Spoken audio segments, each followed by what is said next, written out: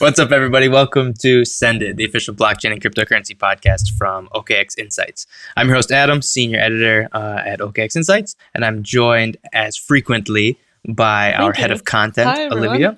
And our guest today is Kitsune, who many of you may know from the crypto Twitter sphere. We're excited to have him on because he also has his own podcast, a very smooth and sultry voice. I love the music. I love the music in the podcast, all that stuff. But before we go any further, so Kitsune, why don't you go ahead and just introduce yourself? Yeah, well, I mean, first of all, thank you for the kind words about the podcast. I never thought of myself as having a sultry voice in any real way. And then I put it out and I got a lot of, I would say, inappropriate DMs from people related to my voice. And so thank you.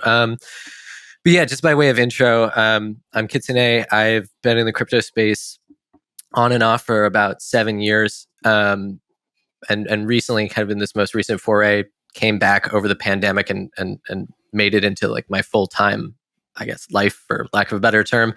In my day job, I actually work in like a crypto setting and a corporate level, in strategy and administration. And so I spend pretty much my full day job working in crypto, and then kind of my double life, I write a lot about governance, leadership, DAO structures, how we arrive at consensus. I'm a senior advisor for Umami Finance on governance and administration. I write a lot of crypto poetry and make crypto poetry NFTs. And I shitpost a lot on Twitter. I don't really do any like actionable alpha of any kind. So, I mean, I would encourage you to follow me if you want, some really bad semi-boomer takes on things and like inside jokes. But yeah, I think as far as an intro goes, that's about as good as I can do. Is crypto poetry, in your opinion? I think I just said that. I mean, really, it's just poetry that is on the blockchain. I think there is maybe like a more elegant and cyberpunk answer there, which is, I'm sure we'll get to a point where people are encoding poetry into transactions or into blockchain confirmations or into, kind of deep actual level into the code. That's something I'm really interested in, because if you actually look back in the history of bookbinding, there's a long tradition of sewing poetry into the spines of books so that it's hidden except for those who know how to look, or when the book finally falls apart in however many hundreds of years. So I think that's actually what crypto poetry is. What I do is I write haiku and tanka and postmodern couplet poetry, and design them using kimono patterns, and then I make like graphical NFTs out of that. Yeah, it's cool. It was a project. It was actually kind of like the way I ended up connecting with a lot of people originally on crypto Twitter. I use this great collection of colors, the Dictionary of Color Combinations by Sanzo Wada, which is like the first comprehensive color guide made by hand in Japan that Wada used to design kimonos and like interior decorating for different seasons, like over 100 years ago. And so I started out just, adapting either old poems or writing brand new poems, usually having my like very brilliant wife pass over once and edit them to make them better. And then I would find a combination that fit, and I would kind of design these simple graphical representations to try and capture the emotions or the themes of the poem. And then I opened it up to the wider community. And that's how I ended up meeting like a lot of people in crypto Twitter, like initially. It's also like a lot of people who maybe you wouldn't expect to be like interested in poetry or wanting to play around with poetry were like reached out to me. Like that's how I met like 12-year-old with a credit card is he sent me a submission for poetry. And I don't know if that's like something recognized with kind of his very specific, very funny, extremely online brand. But yeah, it's definitely one of those things that I'm still really passionate about, even if I just don't have the amount of time to devote to it that I would want to. Really cool. I didn't realize that much cooler than I expected. Because yeah, I don't know. To me, crypto poetry could be a lot of things. I have brought up before what I think is a really cool form of poetry is just the random seed phrase poems, but not as for sure, not as in depth as your work. That's cool though. Yeah, I mean, I've seen a lot of people doing, generative poetry, and there are really old forms of generative poetry that kind of exist, obviously well prior to computers. That are things about excluding or including specific characters, rolling dice or drawing cards to figure out poetry. Generative poetry is like a really old thing, and I think it's well suited to the blockchain. The only reason I tend to steer away from it is like whenever I write poetry, I'm trying to distill a very singular emotion or singular moment in my life and make it in a way that connects. And I find that if I try and do something generative, it always kind of lacks that authenticity for me. I was just gonna say, do you think that you could, for visual aid for this podcast on YouTube, prepare like a nice PowerPoint presentation? What we're looking for. Yeah. Yeah, I'll get a big slideshow together because what people tune into crypto podcasts for is slideshows of poetry. Especially if there's some connection with kimonos and color pattern, ancient color matching. For sure. Yeah. Well, I mean the real answer there, right, is like crypto Twitter is a bunch of like degenerate weebs, and all you need is to like dangle anything that correlates to like Japan in front of them, and people are like, it's literally that meme of like the Wojak being like place America, and then it's like place Japan, and he's like freaking out. I mean, it really is. I think there is like a lot of truth to that, and I'm super culpable there. Like I absolutely am like, if you show me a place in Ohio and tell me that it's like in a rural province in Japan, I'd be like, it's so beautiful, I want to move there, that's incredible. Like I would fall for it 100% of the time. Bringing it back quickly to like crypto art as a more broader thing, what do you make of like the like the avant-garde sort of Milady like art scene with their prose and poetry that's very avant-garde, for lack of a better term? I think so I spent a lot of time actually working with clients on NFTs on a corporate level in my day job, and I work a lot with NFT projects, advising them. I actually am a big, I don't want to say hater, but I'm not a enthusiast when it comes to a lot of NFT artwork. For the simple reason is I went to art school. Both my parents were practicing artists. My wife is an art professor. I spent a lot of time in my life kind of entrenched in the arts, and something early on that really stood out to me is my wife once said, we have to find a different word than art for these NFTs, because so many NFTs are either generative, a logarithmically generated, which isn't to say that can't apply to art, but so many of them are informed without any sense of like aesthetics, emotion, time, space. It's hyper commercialism, and I've said this before. If you look at the Apes, it's like the worst gorillas fan art in the world. It's this fundamentally kind of like soulless, spray painted on the side of a Winnebago 35-year-old stoner Rick and Morty fan art. And I know I'm pissing off a lot of people by saying that, but I think it's true. And I think if people accept that as true, it is what it is.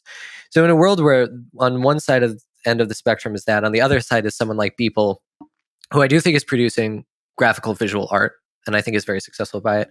Like, where do we find the Miladys? I think it is like the only, what I would describe as like authentically successful aesthetic project in NFTs to date, in a way that I think is genuinely impactful. For the reason being that at time of mint, and you'll hear a lot of people talk about this, like swept up a lot, didn't really think any of it, thought they were kind of cute or funny or quirky or weird.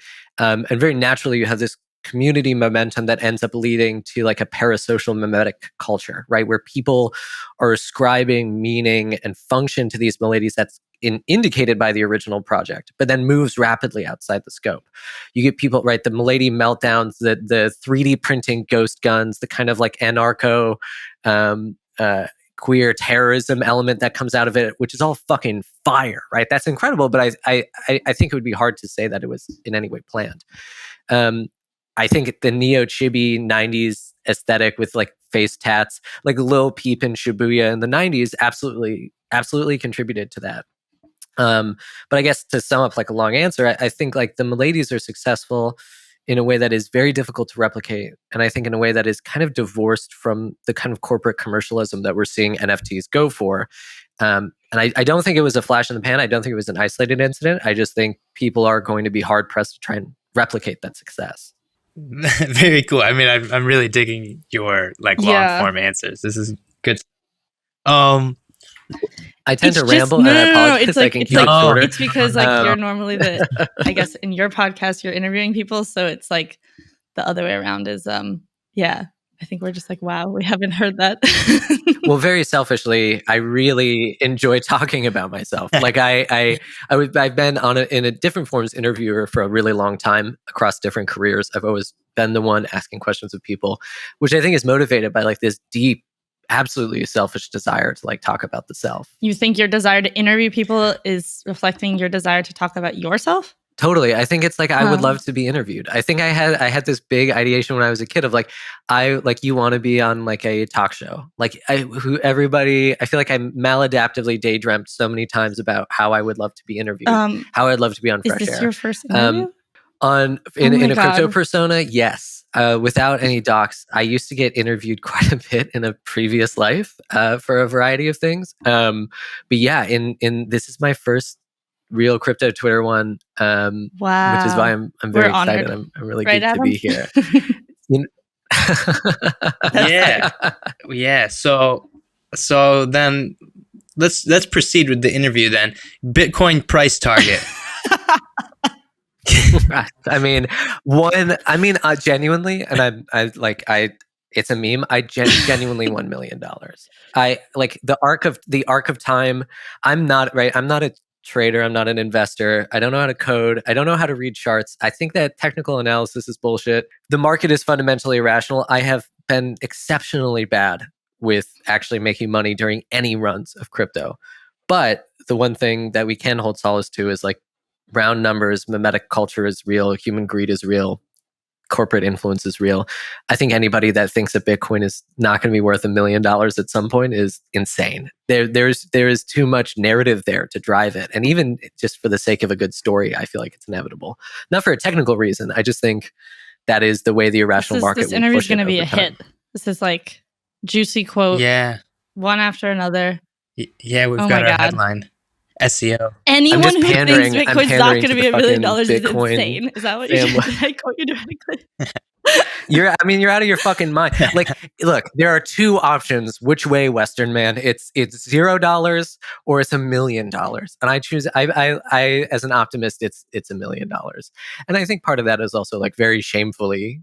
It's kind of like a bad term at a certain point, but like I am in it for the tech. I am like genuinely a believer and an evangelist for the way that blockchain technology will improve our lives. I know that's super cringe and so soy, but the only way that works is if Bitcoin goes to $1 million and it is the new global reserve currency, et cetera, et cetera. I want to kind of go back in time before we get to we can come back to the reasons why Bitcoin go to $1 million, but like, could you talk about, without doxing yourself somehow, how you got into crypto or first heard of it? Yeah, no, I mean, it will dox my age, which Well, is since fine, you've already but, had past lives, we already got it was that. probably this is not my first track. It's funny. It started probably when I was 18. It would have been so let's see. Yeah, that would have been almost 12 years ago.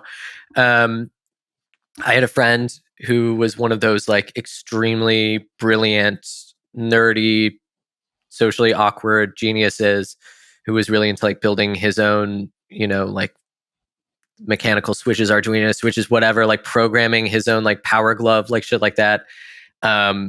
Who ended up talking to me about like digital currency and that we should try and mine it and that we should try and do this and we should try and do that. And, at the time, like it was very embarrassing. I was like, this sounds made up and stupid. I'm going to keep just trying to like unsuccessfully talk to girls. And I'm not going to do this with you, even though I was a huge sci-fi nerd and it spoke to my cyberpunk instincts.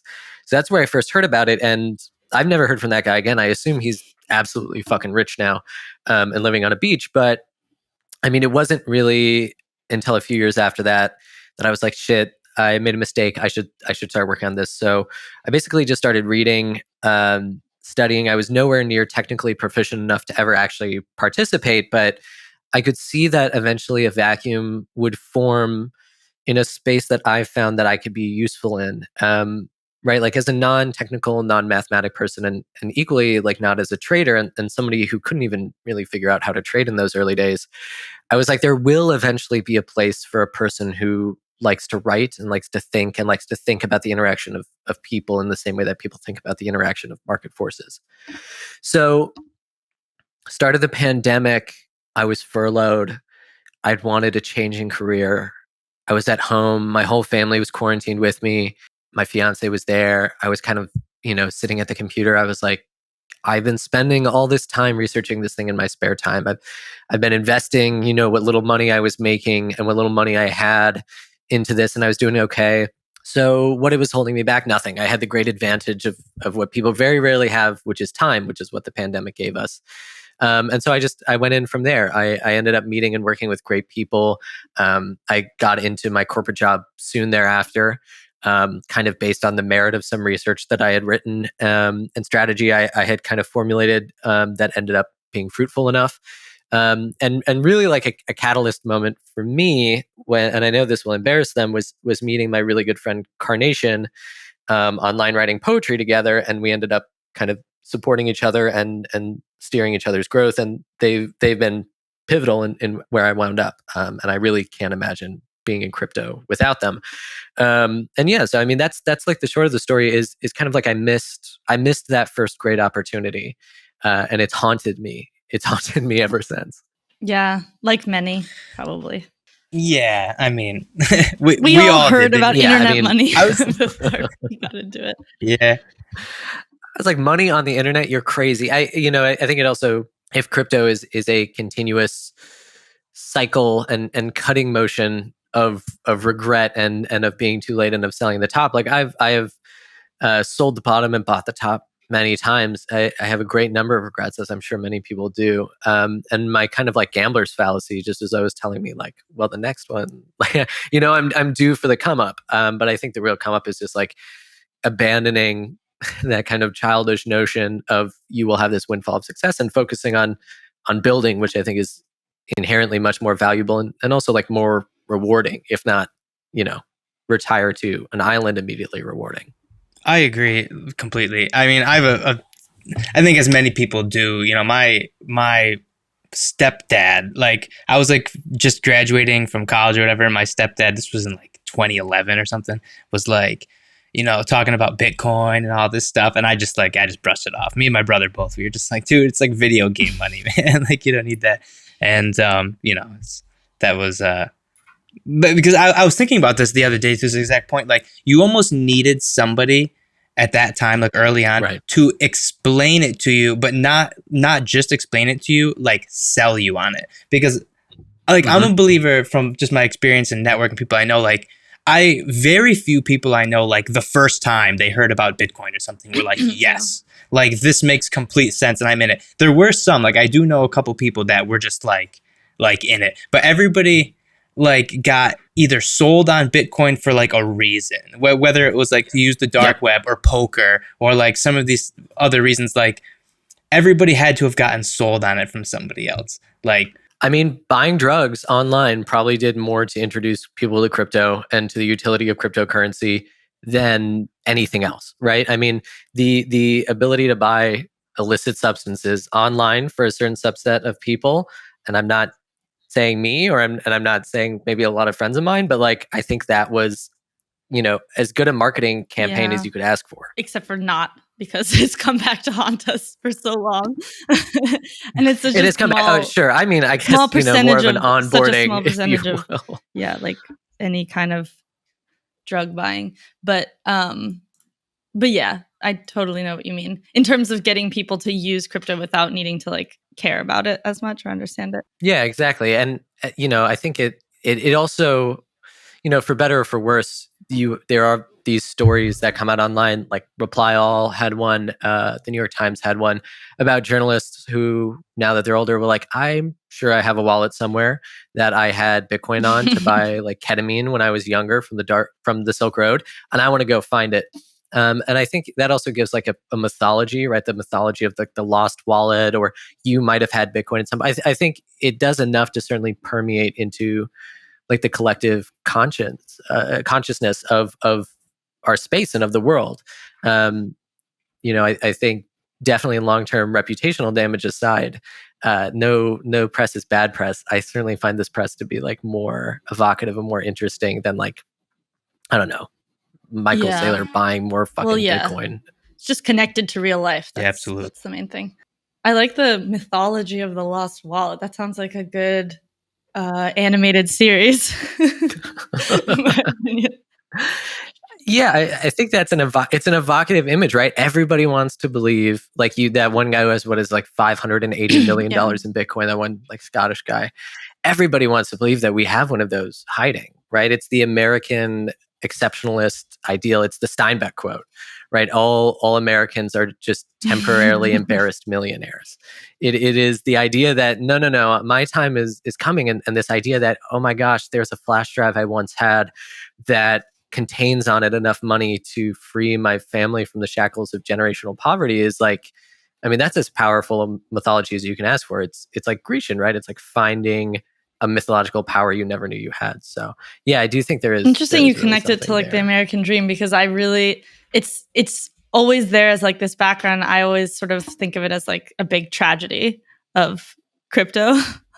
But I guess the American dream can also be seen that way. I think I wrote about this a while back, but the basis, I see Bitcoin really as this Trojan horse masquerading as an economic model when it is a technological model, and I think the reason it had to masquerade as as an economic model, as a speculative asset, as something that generates wealth, is literally because of that American dream ideology that governs so much of what everyone does, right? Like, unless this technology was posited as a way that people could get rich, that could be speculated on, that would allow you to control your money away from specifically like banks and a broken system, I don't think people would have cared, right? If it's just like, this is a cryptographically sound, safe way of encoding, information or data, whatever, I don't think people would have cared. But I think because so much is tied to the,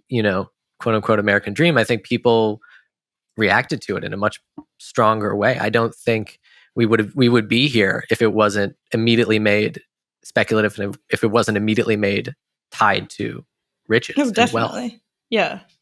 Maybe just more broadly capitalism, but yeah. And as an enemy of capitalism, right. That makes me very upset. But I recognize like the wisdom in it, right? Are you familiar with, like, I don't even know if it's on YouTube anymore. I think it got taken off, but it's a documentary called Obsolete. I don't think so. The Too Long didn't read on that. Or Too Long didn't watch, rather. It's basically just this kind of like short, maybe hour-long documentary, but it's about like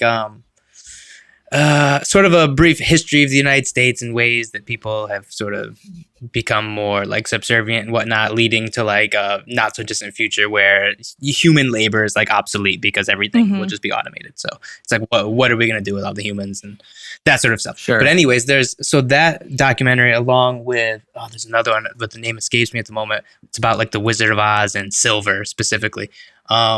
Those two things are very like entrenched in the kind of like prepper sort of culture, or like that like regaining our financial autonomy. Like, most of those people, I think, look at silver as the way to do that, as opposed to gold, because gold is hoarded by so many like big powers and whatnot. But anyways, so like, I think that the Bitcoin sort of narrative and mythology also fits very well into that. And I think there's a very strong like overlap in the Venn diagram of sort of like silver stackers and preppers with Bitcoin and whatnot. Though there's also quite a bit of a battle between the two, because I also think a lot of people with like big silver bags, right, have been looking at Bitcoin for the past few years, probably since like 2017, as being like a threat. I also think there's like an ideological battle there, and in the sense that like crypto is a genuinely, big tent party formed of uneasy coalitions, right? It's difficult for me as a person who identifies as queer and always has, and has a lot of friends in the queer and trans community, that kind of in a lot of ways we're standing side by side with with people who are either on a very nationalist kick, a very libertarian kick, a very conservative kick, an alternative, that the only thing that unites so many people within crypto most of the time is just the idea of sovereignty. And sovereignty obviously means different things to different people, right? Like to a lot of preppers, it means no government telling me what to do. I can live off the land. No one is bothering me. To uh, to people of color and people in the LGBTQ community, it can mean I am protected. I have my own, sovereign sense of identity and my sense of self that cannot be taken away from me or cannot be challenged.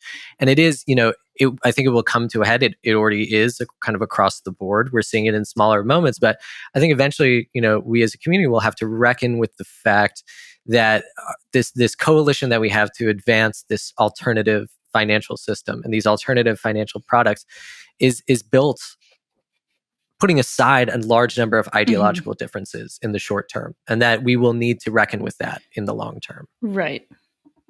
Or like it shouldn't be politicized into the paradigms that we already operate in.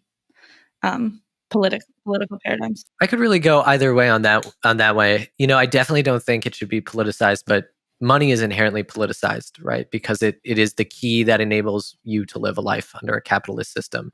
There's the old joke, right, that there is no such thing as somebody who is fiscally conservative and socially liberal, because fiscal policy is social policy. And at the same time, if part of like the conversation around like identity in crypto and politics in crypto is that what is the Stokely Carmichael, right? I cannot talk with an enemy that desires my destruction, right? Like it's difficult to keep things from being politicized when one of the preconditions for one of the sides or one of the ideologies is the non-existence of another. So I totally agree in the sense that like we should try and not politicize, but I think it would be dangerous for us to ignore that eventually this all will come to a very politicized head. And I just don't know if crypto is mature enough to have that conversation yet. I don't know if people are ready. And I certainly don't think that it's in a stable enough place for people to immediately start our ideological internal war. Yeah, maybe more what I mean is just that, of course, everything has to be politicized. It's not that I'm saying like this is like outside of politics or something at all. It's just more like reducing it to like an American politics of like conservative, liberal, left, right, kind of dualism doesn't really make sense. And maybe what's interesting is just I think from the outside, if you're not like in crypto or on crypto Twitter, you might kind of make assumptions that like crypto people are all this sort of like one group of like kind of like you said, libertarian, totally, more absolutely. leaning towards I wouldn't say right, but like this type of, you know what I mean, right? More leaning towards that, and that it's actually not the case. Absolutely. I think is also important just to note. Yeah, I mean, I think we have a media perception problem in that, and I think it is also because a lot of people who are not part of those communities in crypto don't feel comfortable being in the spotlight. I think it is much easier for kind of like this imagined figure of the crypto bro or the crypto libertarian to be front and center in the ideation of crypto. I wish there was more space for people who presented alternatives to that. Certainly when I tell people what I do for a living, I kind of immediately try and get in front of it. And I'm like, I'm not like that. I promise you I'm not like that. And I think that is a difficult thing to reckon with for sure. Yeah, I think one of the sort of core tenets that a lot of, I'll use Bitcoin maxis as an example, but it can apply to anybody who thinks that Bitcoin like represents their kind of worldview, is that Bitcoin doesn't care. Like that's just one of my favorite quotes, because it just doesn't care about anything about you or who you are. All it does is chug along and continue to produce blocks. So if you want to like make, Bitcoin, like this scene as being like about like the carnivore diet or, whatever. Bitcoin doesn't care about your diet, Yeah, Bitcoin doesn't care about seed oils. You know what I mean? Like, and I think that is true. I think there is like kind of, therein lies the compromise everyone is willing to make, is to agree mutually that the tech should remain ideologically agnostic and that the tech should be in service not of any specific person, but rather just in service of the tech should be in service of itself. And I think that's a great way of saying it. Like Bitcoin just keeps chugging. It will keep making more blocks. I think when that stops, when the music stops, when things finally reach a critical mass, I think then the conversation might change. But hopefully by that time things are all better and we're living in that like utopia meme that shows like society if, and things will be fine. Well, what do you mean when the music stops? What would that be? I think when the music stops is like when we become the system, right? Like that to me, I think it's like I think it is an end goal, but I think it's like there will be a time and a place where, and I'm a bit pessimistic about this, where the outside capital will be fully in, where it will be bought in, where retail will be in the position it is now, completely at the mercy of like larger, more powerful entities, where the tech will be on centralized chains and using centralized technology, and where you will have to KYC every which way. And I think we're going to really run into that moment. Alternatively, right, even if it goes the other way, at a certain point, when we have our beautiful, theoretically decentralized system, we are, when you win the revolution, what happens after? And I think that's like, and I don't have an answer for that, but like, I think that is where the vast majority of real ideological battles will take place, is either after we won or after we fully lost. That sounded very grim. It's all good. Yeah, just thinking about it. Yeah, I'm thinking about I'm it just too. thinking if I believe that that's either one of those outputs is like possible, actually, win or loss. I don't know if I think about it that way. Yeah, I mean, there is always the middle path. Yeah, I mean, more likely, right, is that neither of those things will happen. This, cryptocurrency will become a part of a larger system. We will use it in niche ways. We'll use it for specific things. Ethereum will be like wire payments now, right, for moving large sums of money institutionally, regardless of the cost. I think that middle path is certainly probably the most likely. But I think for like reasons of conversation, I like to focus on like the two edge cases because they seem more interesting. What do you think though about the people who argue that like NFTs have and will do more to like permeate the blockchain or onboard the normal person, right, than like Bitcoin or anything ever will? I mean, I think that's happening in a certain way. I think NFTs have certainly led to a boom in people jumping on, again, kind of for that same initial reason of people wanting to make money off of like a speculative asset, right? In the sense of like a utility, when NFTs replacing things like movie tickets, like people always talk about, I don't really know, right? That's like a single use thing. QR codes already do that just fine. NFTs replacing passports or national or state identification, possible, but I feel like it requires the state to give up too much sovereign control. Concert tickets, sure. But like each of these use cases, none of them really apply universally. Each of them require a system not that dissimilar from the one we already have. I'm not a particularly like giga-brained person. I don't have a very smart series of takes, but like whatever utilities NFTs will have in the future that ends up being genuinely groundbreaking, I can't see it yet. I think that there is not a really strong argument for me personally why they're anything more than trading sports cards like Top Shot or digital art, which I think is great. But as I've already said, I feel kind of like a contentious relationship with that art. But yeah, I mean, I would love nothing more than NFTs to prove that they are like this silver bullet we've been waiting for. And I think, yeah, if anything, their greatest utility is that there's a lot of people now getting into the space. And I think there's a lot of independent small artists getting paid. I think they're making more than their Patreon. I think they're getting paid more than they would if they were just posting on their dev art.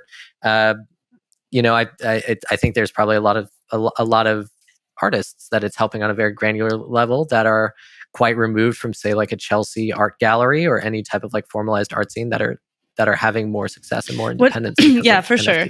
And so my first question around that is like access and knowledge, which is always a thing, right, in the crypto industry. What do you think are sort of like the things that need to happen so that artists know how they can make money from NFTs? Like if that's their goal.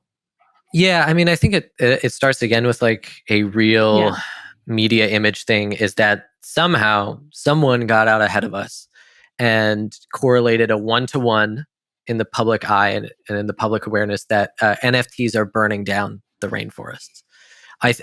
That image, that concept that NFTs are single-handedly Along with destroying the Bitcoin. environment, let alone that along with Bitcoin, right? Along with mining, actually our whole thing, let alone that there are billionaires that fly private jets and that we have a factory farm industry that produces, exponentially more greenhouse gases, et cetera, right? As long as one billionaire lives, I don't really want to hear about NFTs destroying the environment. But that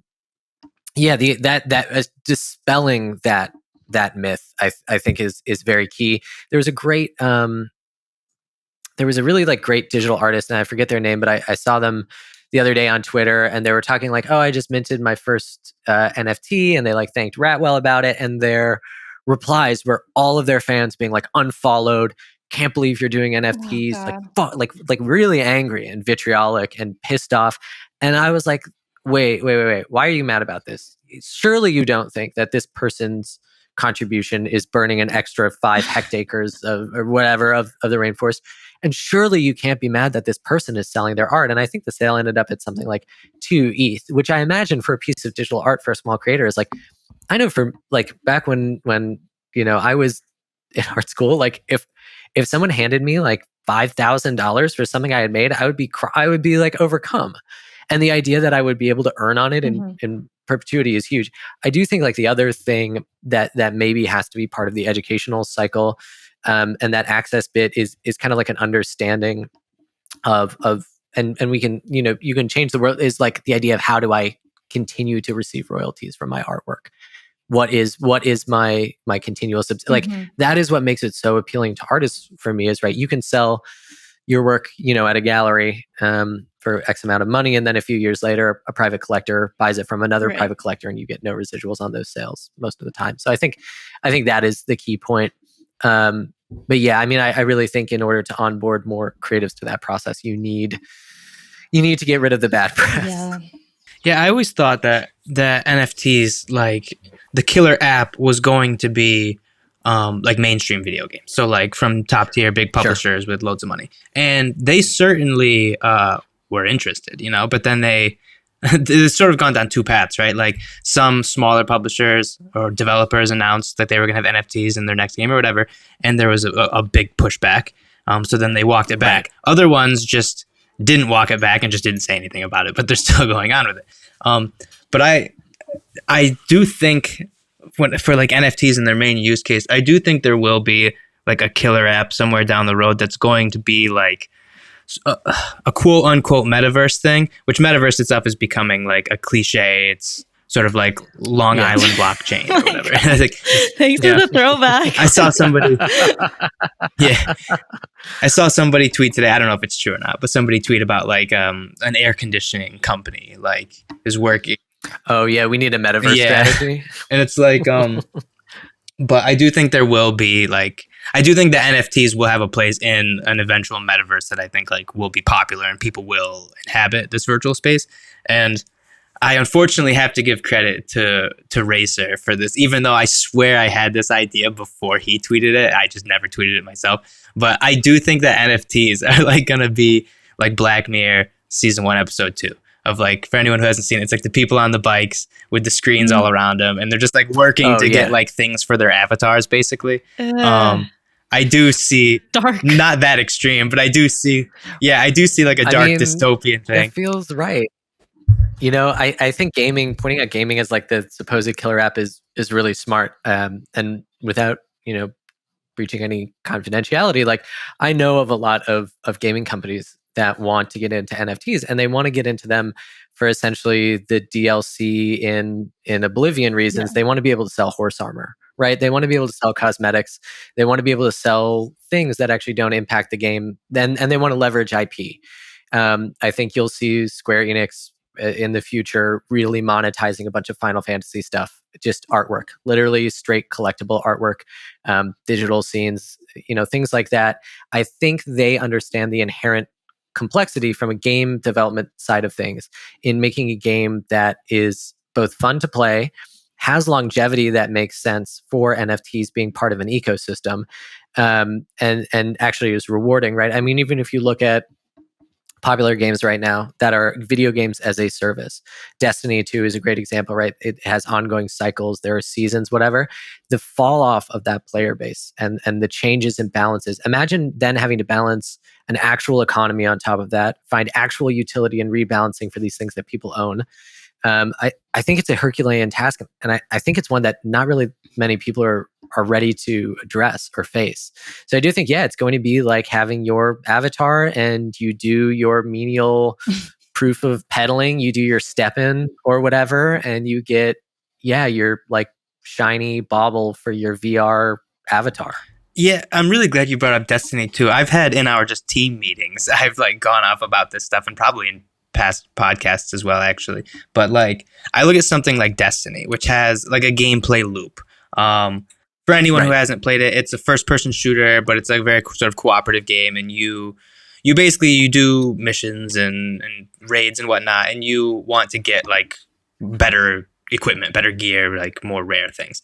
So the whole gameplay loop is like loot focused, and there's a lot of games like this. I think like the new Halo is another good example. I mean, it's a very just loot focused game. Well, not loot, but gear focused game. And like for me, as a sort of avid gamer, like lifelong and whatnot, like I would love if my stuff that I'm earning in games while I'm wasting my time doing something that's not productive, I would love if it was like NFTs, and that I could like sell or trade or just have control over and potentially earn money off of it. Not in a way of like, I want to like grind and get rich, in some kind of Ponzi economics, like Axie Infinity situation. But like, it would just be cool if it's like, I'm playing a game that I enjoy. Like, I like this game, I want to play it, and I have control over the stuff that I'm getting, and then I can do what I want with it. I can send it to my brother if I want for free, or I can try to sell it on a marketplace. I think that would just be a pro-consumer thing. And that's another reason I've been so surprised at the pushback from the wider gaming community towards NFTs, of that you'd think that people would want that. Like, people spend enough money in GTA Online or whatever. You'd think that they'd want to actually like own the things in their own wallet. But well, even if they don't care about ownership, right? Like, even if that doesn't move them, it's kind of more the like interoperability that you're talking about that could be compelling, right? The interoperability is really the point there. I think it would require a level of, cooperation between companies that are historically antagonistic or at least competitive with each other, or it would require somebody making like a really beautiful ecosystem of things that all work together. And it's funny. That's fucking end of the earth.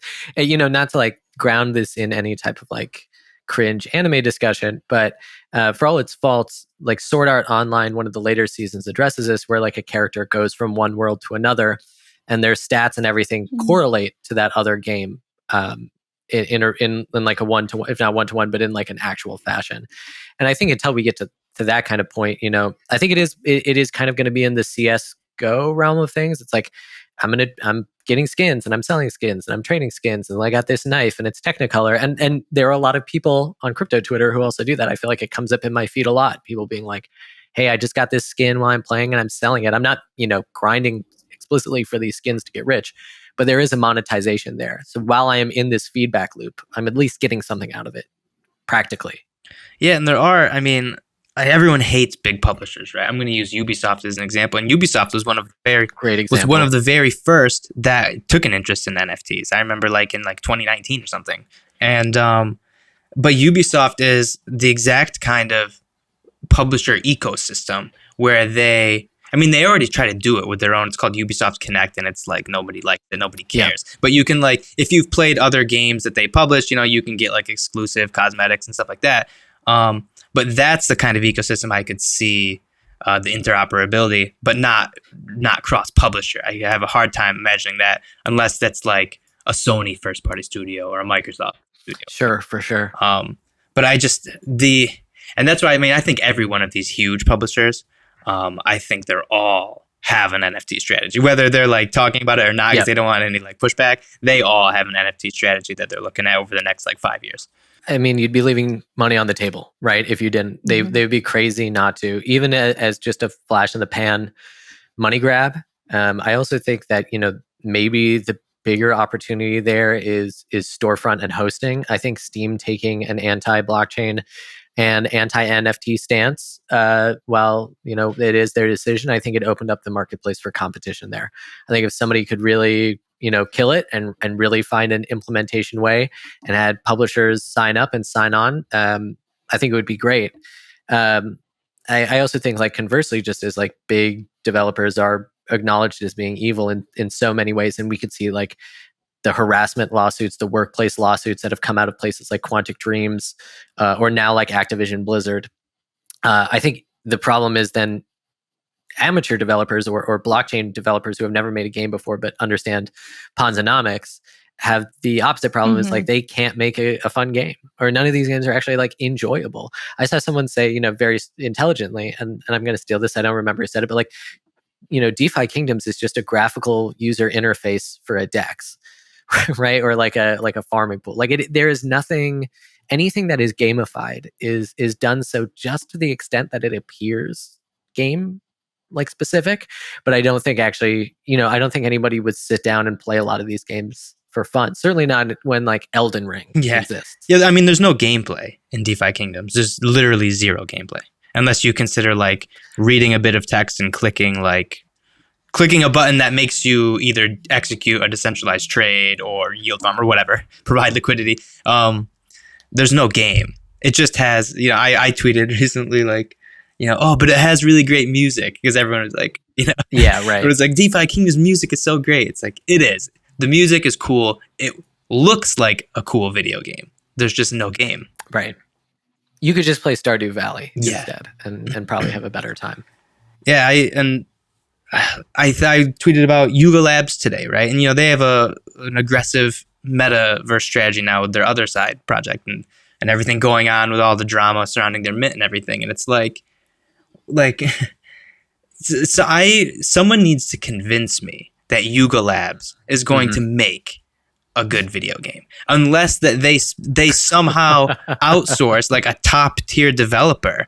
But even then, we're talking like, if you want to make a really impactful good game, you're talking half a decade maybe, and loads of money. And some of these major studios, they spend half a decade or longer and tens of millions of dollars making a top tier game that just flops.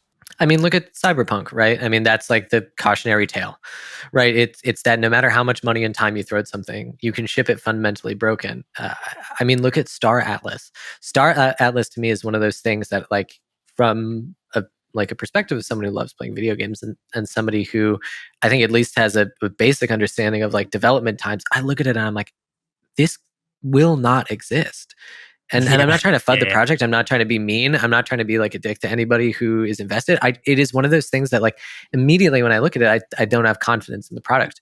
If you look at like something like EVE Online, which is like a close corollary, like they don't have half the features that are claimed to be in something like Star Atlas. I mean, like, look at the economic issues in New World, the Amazon MMO that launched and no one cared about. They had with fake gold a massive economic inflationary crisis, and that's with fake gold, right? These are not tokens that can be funged. This is not with Atlas or Polis, right?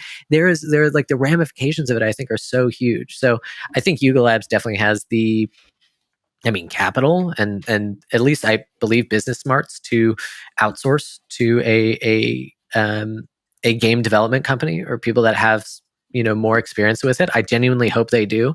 I just think that we need to be ready for the reality that, like, the life cycles of these things are going to be a lot shorter than people thought. That a lot of games maybe only get, mainstream games get like 2 weeks in the sun and then people move on to the next thing. And combine that with people who are in things for like liquidity mercenary reasons or like rotators, I think that becomes an even bigger problem. Yeah. And my last point on this too, and then maybe we can move on to something else, is that I've been like on Twitter for a long time. I've been, I guess, like some might say, FUDing like GameFi, right? Because I'm just like, these games aren't going to come. Star S is a good example. Like, you're not going to see this game. It's not going to be like EVE Online, like if you see anything at all. And again, I'm also not trying to like specifically point at them and FUD them. I just personally am very skeptical that this thing is ever going to see the light of day.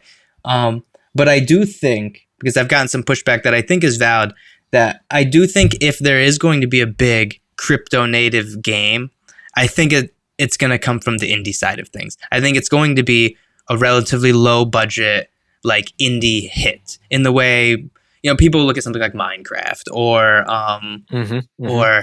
like Undertale maybe, or I don't know, like one of these like pretty like a 2D low budget indie game that in some way that I don't know, otherwise I'd be doing it, incorporates a viable like crypto ecosystem and that isn't DeFi Kingdoms, that's actually a game. It has a game there. It's fun to play and people get attracted to the gameplay loop of it. I do think that's a possibility, but in terms of like a big AAA like experience, I can't even imagine it. Yeah, I mean, the indie side of things, I feel like in general is what pushes innovation and what makes people in the industry adopt new things. So I hope that's the case. I think without like a big support mechanism, we'd see how successful it is. And I do think like something modest and something, it doesn't need to be this grand mining, exploration, space combat, real space, guilds, et cetera, et cetera. It can just be, it can just be a normal, fun game. And I think if people might rein in their scope to be a little more realistic, that would be it. I wanted to jump in and just kind of like zoom out a little bit because Kitsune, you had a conversation on your podcast about this recently with Monolith, right? That person. And it was cool because like you guys in the conversation kind of mapped out GameFi into these 3 big chunks. It's like what we're discussing right now as well, but just to map it out, kind of traditional gaming companies, the mainstream gaming companies as one area that could get into blockchain the way we've been talking about it through NFTs or something. And you pretty much just wrote those off. You're like, we don't care about those. And then what I thought was interesting in this conversation was, Adam, you were kind of talking about how that actually is something that could be useful or viable for the consumer versus just the gaming company making money. But then there's the indie or like crypto native games that we think of as like, what you've also named some titles, GameFi, like real GameFi. And then the conversation you guys had about that was like, but play to earn doesn't work, or it's just not a model that actually is sustainable. Yeah. It's not so sustainable. That was really right? interesting. So I basically listened to the podcast and like was fully like red pilled. I was just like, oh, okay, like that game, like the game that that Monolith is building is like the new thing, and that makes sense. And I was just like fully convinced because I'm not very like I'm not really super up to date on GameFi or like into it and like gaming in general, which is why I'm being pretty quiet in this conversation. So I'm from the outsider, like non-gamer perspective. I was like, that makes sense. like, Right. Well, I mean, because it's what Monolith is proposing is kind of the oldest game, right? Which is wagering, and I think risk to earn has a lot more potential in the short term than any other model. And I love gassing up. I love Monolith. I think one of the most like truly brilliant and simultaneously unhinged individuals who like regularly post memes of his game's Pepe, like execution style shooting DeFi Kingdoms, like just like a very funny person to be around. But risk to earn is one of those like foundational ideas that I think makes sense to people. People understand wagering, they understand personal risk, they understand gambling, right? There's a reason very few things supplant the casino or races or sports betting. There's a reason that sports books are one of the most profitable and booming industries right now, that we have to see ads for them all the time and hear about them on podcasts and see giant billboards of Jamie Foxx pointing at an MGM app being like, you got to bet. Like and why even a lot of I'm going to say not blockchain games, but games that involve crypto as a betting system, they are almost all like pachinko or crash, whatever. They are all wagering games, right? There is an instinctive nature to them where the fun of that is the thrill of wagering, right? There does not have to be a feedback mechanism for the observer. And Monolith is very smart also in the sense of like, so under his specific model, it's like you are basically, pulling an arena style team and it's team on team. And that's fun because people like, League and people like any of those like card based gotcha Japanese team-based games that you play on iPhone, and if you're like me, you spend $200 on in one day to get all like the most handsome boys to fight or whatever. But people love to spectate, and the brilliant thing is if you can bifurcate the system, right, so that there is a level of investment where you are spending money getting a team, your team is earning you money, you are engaged in it, you are risking, you are gambling, and then you can also participate as a spectator. I think that is incredibly valuable. Do I think that is the overall future? No, because I think risk to earn is one of those things that legislators will probably come for, as they came for loot boxes in Europe. I think anything that is gambling, the government is going to want to slice. But I certainly think in terms of a practical mechanism that also acts as a control over the in-game economy, I think it's way better solution than either big companies, valueless NFTs that make your horse a different color, or these vaporware games that promise the world and are really selling tokens. Adam, I'm curious if you have a take on that, because you have the sort of gamer experience, but also maybe don't fully agree with the take from Monolith. I don't know. Curious. Yeah, I mean, I think I agree generally. I can't think of any arguments or anything. Yeah, I mean, it is also one of those things that there does seem to be this piece missing to me. And of course, if I knew what that piece was, I'd be rich and we'd be on this podcast talking about how I just bought my new yacht and all the amazing things I'm doing with it. But whatever that missing, be it application development piece, connective tissue, someone will arrive for blockchain gaming, basically. You mean? Uh-huh. Yeah, I think there is some missing element, kind of analogous to NFTs, of where do we bridge the gap between utility and speculation, between art and practicality. And of course, the people who actually really come up with those answers tend to be, really intelligent gigabrain geniuses. But yeah, to me, there seems to be some element missing still, right? And when we arrive at it, I think things will get thrown into stark relief.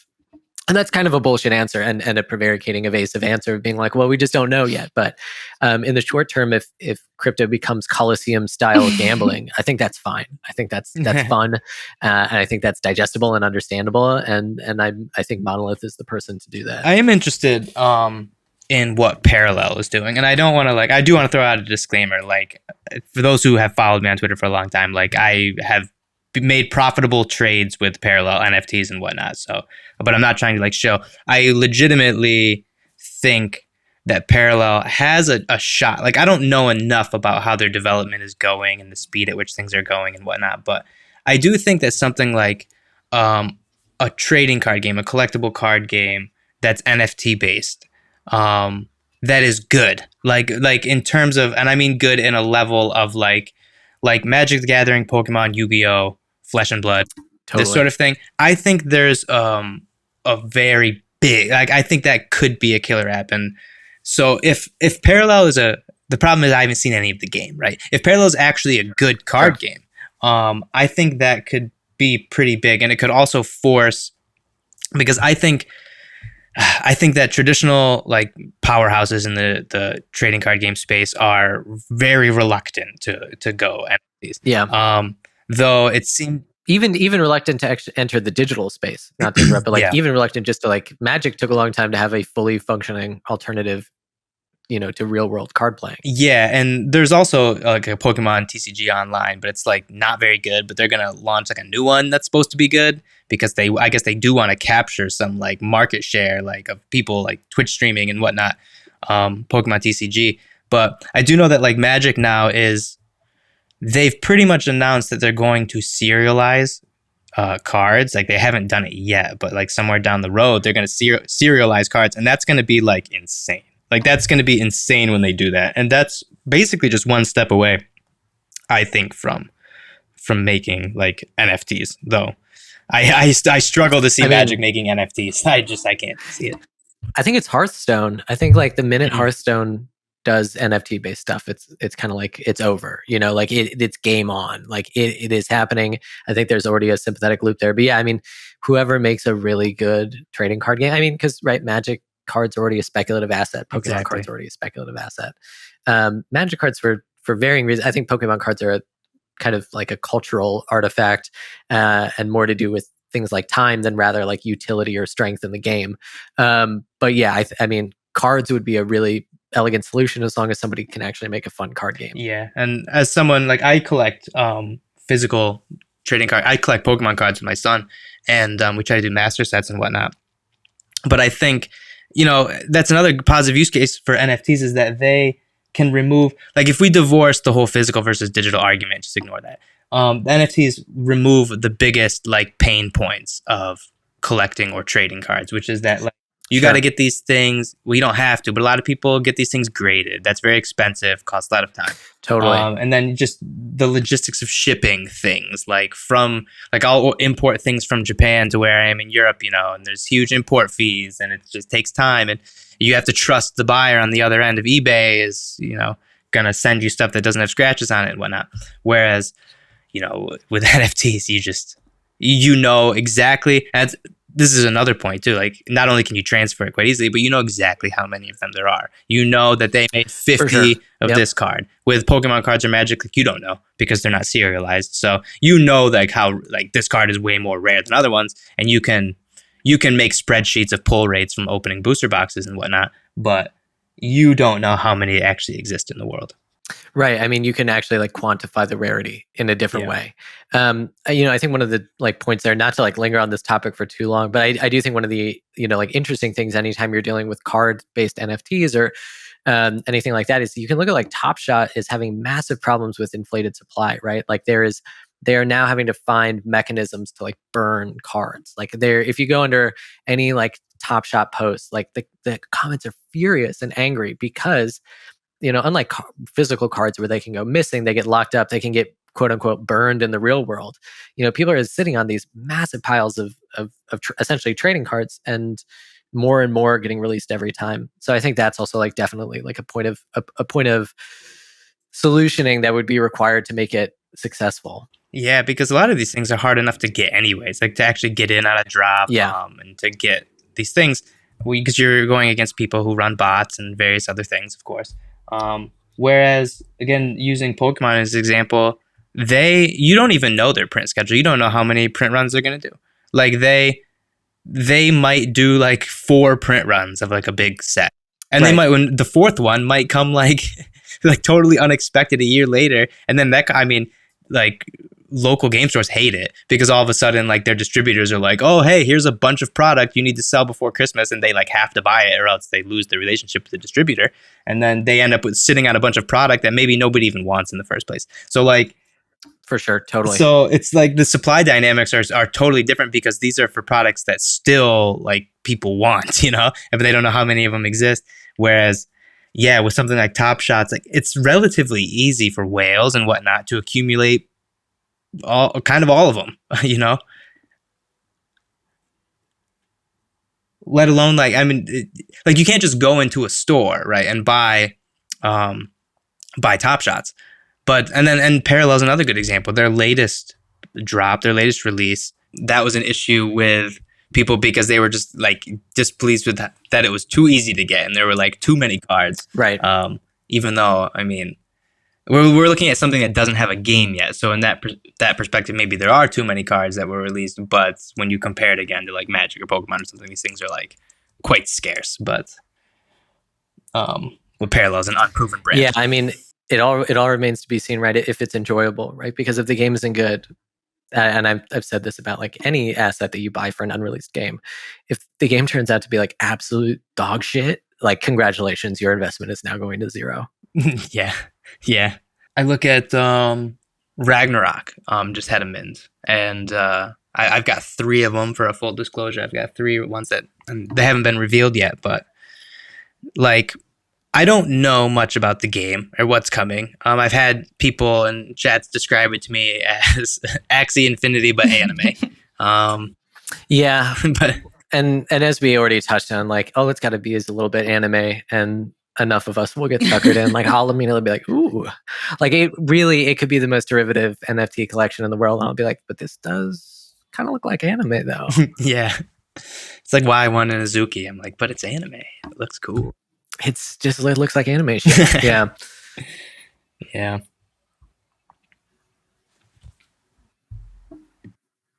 I have a question from Okay. from a Twitter user because I noted you were coming on, and since we're talking about NFTs We're actually anyways, an NFT podcast. We yeah. know, It's an it really NFT has podcast become now. that. Yeah. Not on purpose.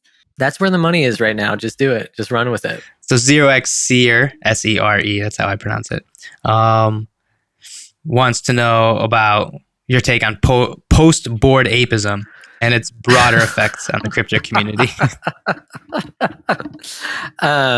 That is so funny because I don't think we're post, right? I think we're in, to borrow a phrase from the author Ryu Murakami, we're in the miso soup. We are like, we cannot tell up and down. We are like fully submerged in apeism.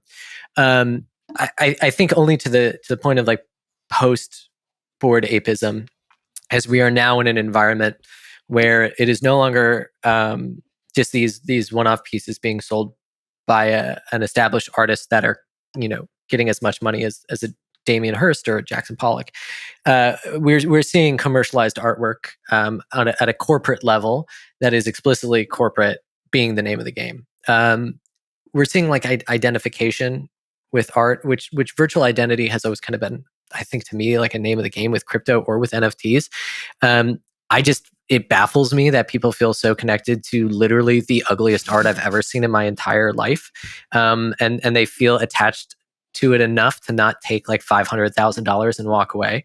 But I think like maybe the more actually like less petty and mean answer to that question is, I mean, we are seeing the formalization of NFTs into corporate structure. As I think when Yuga Labs has now started acquiring other NFTs as intellectual property, we are now looking at the question of, well, what are the rights associated with the images and appearances of NFTs? What happens when this crosses over into the real world? What does merchandising and movies and video games look like with this? I think it opens up so many complicated issues, and I feel like the answers are almost always bad, right? Like, okay, you own an ape, and that same ape is used in a commercial.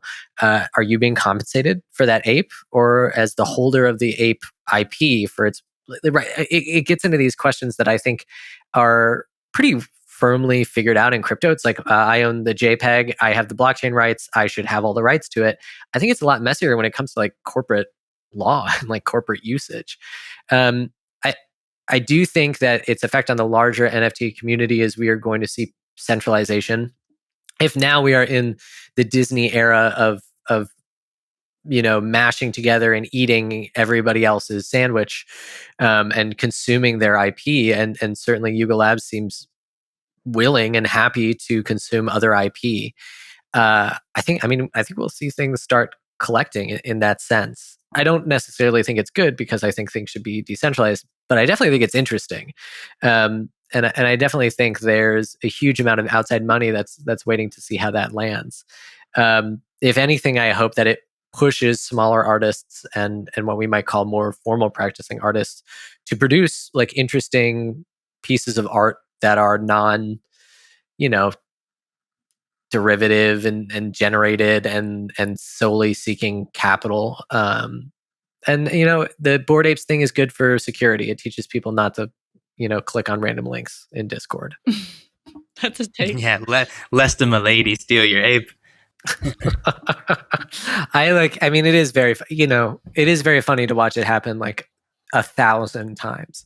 It's things like that happen every day, but like you've got like the statistics on being a Bored Ape holder and getting fished are kind of insane.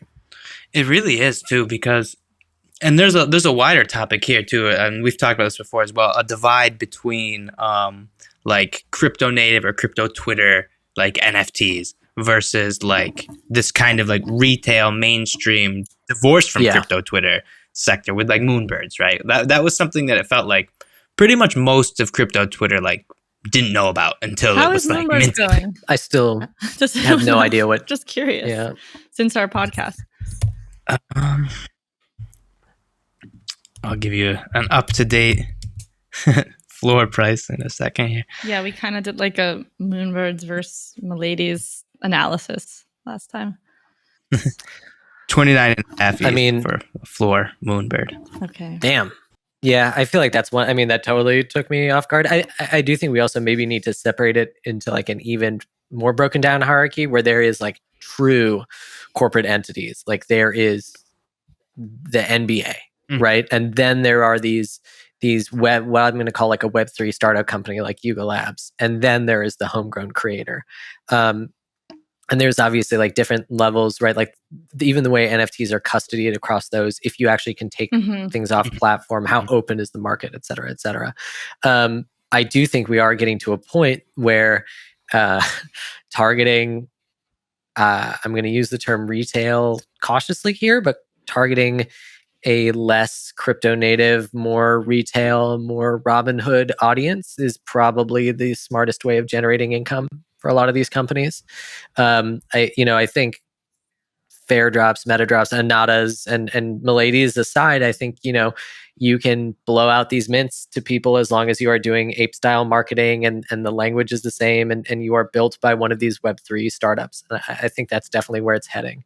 Yeah, and even before we saw this very readily like visible in the NFT side of things, we'd seen this for years, right? In just in shitcoins, right? So like the most recent bull run, I look at stuff like SafeMoon and these things that were just like going on like TikTok, and TikTok influencers shilling them, and like all of these people who have never like touched crypto before, like opening their trust wallets and are like, what about this?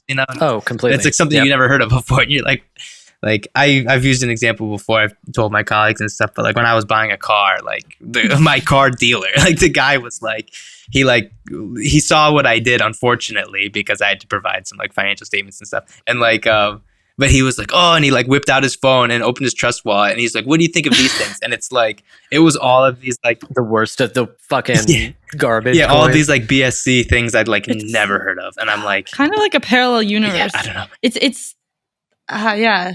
So fucking accurate. I mean, it really is like whatever news sources, advice, influencers like those people are following are so different and so outside of like the realm of, I guess, whatever I interact with or many people interact with. Like, I'm like, I've never heard of this. You are talking about it with such confidence. And then, I mean, there is like a whole economy built around that influencer guru culture that, is inherently predatory. But yeah, I mean, if we want to like cite the Dunning-Kruger effect, right? Like everyone's like, no, I'm actually smarter than everyone else. I know this guy is like, I've got the best mentor and I actually will be rich. There's been many like incidences, like, I've had an Uber driver like really showing the Robinhood portfolio and how much Doge they were stacking. Yeah, there is this, I think parallel universe is such a great way of describing it. It is whatever is happening in these niche quote unquote investing communities or influencer communities, like are really, really shocking to me. Like, did you see the fake ape that was on Uniswap that someone launched? It's just like there is a level of like rapid evolution and this predatory mindset, and just like a bunch of like people lining up kind of to get slaughtered. And that's like really kind of like sad and terrifying and grimly funny in the way that like gallows humor is funny, but it's also like really, really toxic for the community. Yeah, and even inside like crypto Twitter or the more crypto focused people, there's also a very short memory, because a lot of people totally.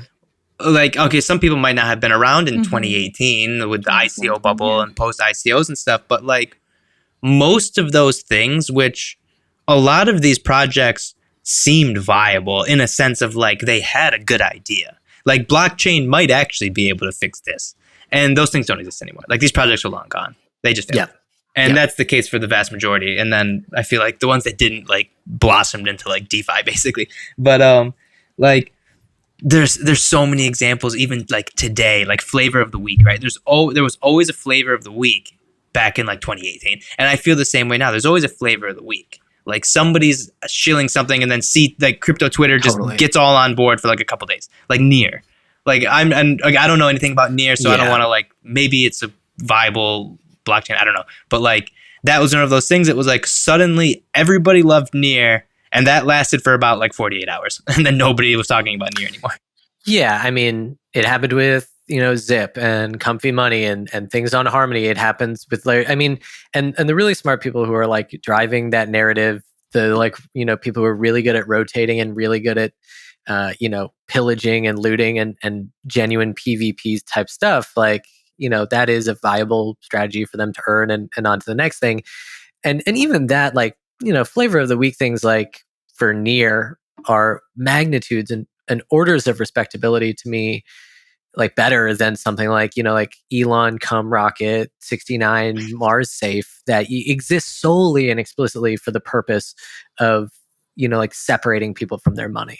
Yeah, and I also feel like, to bring it back to what we were talking about earlier with gambling, right? Betting, wagering. Yeah. Like I think that most of the, I'm going to use the term like normies, like people that don't live in crypto the way we do. Like most of them that I interacted with during the last run that were doing this like Binance Smart Chain like gambling, like knew it was gambling. Like they didn't think these things had any like use case or value. They were just playing musical chairs. They wanted to buy something low and then sell it high before somebody rugged them. And I think it was basically just a very thinly veiled casino that satisfied that desire of like of just gambling. Like, but in a way where people think like, well, maybe I have an edge here, like maybe I have the edge because I saw this influencer shill it first, so maybe I can get in and then get out before it goes bad. Yeah, and I think there's probably still a lot of people. I mean, look, not that gambling is like healthy, but understanding if you can like afford to wager $200 and lose it, like fine, good, whatever. I think that there are enough people now in the space who are actually genuinely bamboozled and are like, no, you don't understand. This is literally going to make me a millionaire because this person on TikTok told me so, who has already dumped on me after pre-sale.